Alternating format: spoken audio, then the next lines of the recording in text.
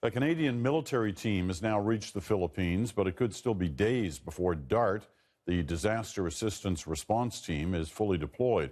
Cameron McIntosh got an insider view on what's really going on and why it takes this long. They're medics and engineers, specialists, part of DART. Tonight, they're on their way. Precisely where? That's still being worked out.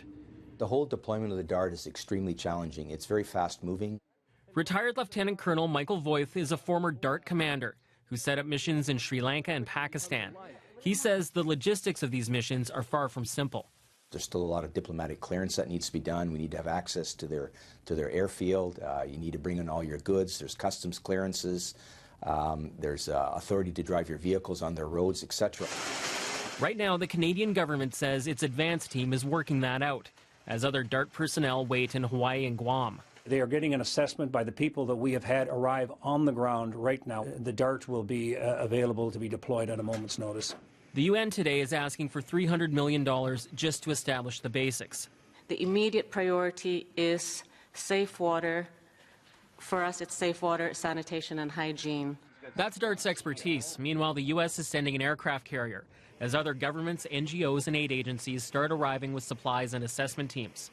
But without careful planning, the queue of do-gooders could paralyze the country's working airstrips and ports. Everybody in the world is sending relief goods to the host nation, and so we're competing for slots on the airfield.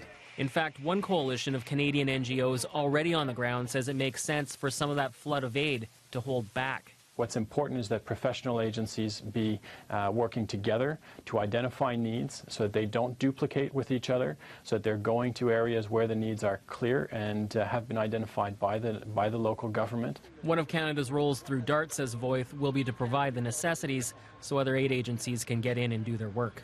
So the DART will buy time for these organizations to muster their resources and send them in. If all goes well, the entire DART contingent should be fully deployed and operational within 6 to 7 days. While the Canadian government hasn't ruled out more aid, there's no indication so far on what that might be. Cameron McIntosh, CBC News, Winnipeg.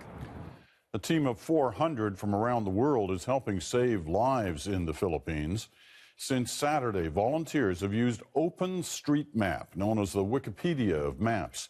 Using satellite data, they're basically marking roads, rivers, and buildings to demonstrate the reality on the ground.